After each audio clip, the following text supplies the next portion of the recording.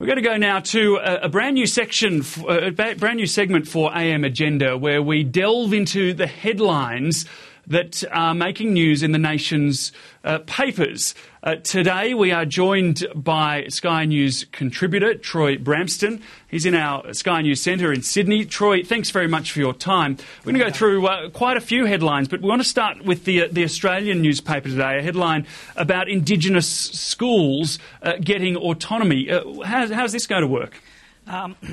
That's right, David. There's a story there on the front page about the likely heir to the Reinhardt family fortune, but a story that caught my eye is one about the New South Wales government putting out a discussion paper proposing that the lowest performing Indigenous schools in the nation be integrated with health and community services, and the people that run these schools have autonomy over staff and spending. Now, this follows the pathway in a number of other states. It does show some promising signs that it is helping to relieve disadvantage in Indigenous communities. And you've got to remember that, you know, only just a few years after Kevin Rudd's apology speech and the promise to close the gap with Indigenous and non-Indigenous Australians, there hasn't been a lot of progress.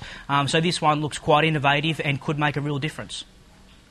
Yeah, it is an interesting one. Do you think it'll play into or work against what the government is doing in closing the gap and what is still effectively an intervention, particularly in the Northern Territory?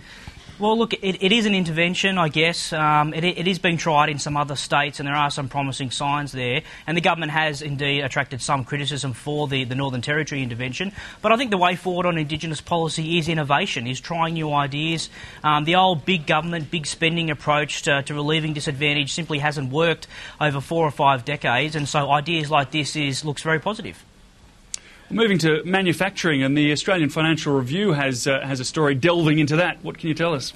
That's right, David. The Fin Review are reporting there that the US equity firm KKR are interested in buying Pacific Brands. Of course, they are the owner of iconic brands like Bonds and King G and Sheridan.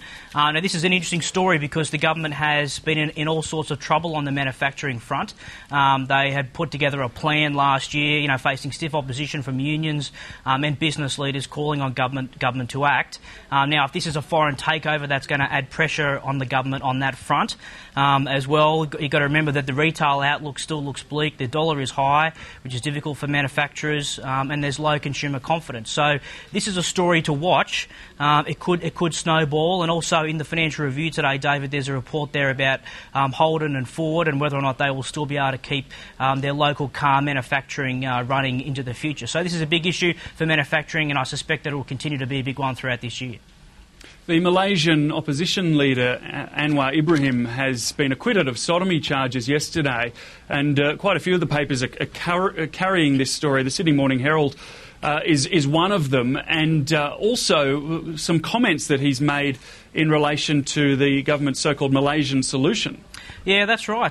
Very interesting there. Obviously, Sam Stoser there on the front page, but another story that's of interest is this one about Anwar Ibrahim. Of course, he was jailed about 10 years ago, initially on these charges, and has now been acquitted by Malaysia's High Court. So that is interesting in the context of Malaysian politics. He's the opposition leader. It should give the opposition parties a lift as they look towards the Malaysian elections next year. And interesting there, David, as well, that Kevin Rudd, the Australian Foreign Minister, saw fit to say that he was delighted with the moves, and that showed a transformation underway in the Malaysian legal system. I'm not sure you would normally see a comment from a foreign minister about an opposition party in a foreign government, but there it is, and it's certainly interesting and another story to watch. Melbourne's Age newspaper is again giving special prominence to the anti-whaling activists today. They are. There's a report there that the 3 Australian activists who boarded the Japanese security vessel are now looking at going on a hunger strike. And as we've been reporting here and elsewhere this morning, it's been reported that the Japanese are looking at giving up the Australian protesters. It's not sure exactly how that can be done, because if, Steve Irwin, for example, the anti-whaling vessel was to go alongside it, they'd probably be bombarded with protesters on that Japanese ship. So the government's got to work it out as to how they can get these Australians off. And of course the opposition and the Greens are calling for a customs vessel, an Australian customs vessel to patrol the southern waters. The government, of course, pointing out that this didn't happen under the Howard government. So there will continue a tit-for-tat political brawl over this issue until those Australian protesters are taken off that ship.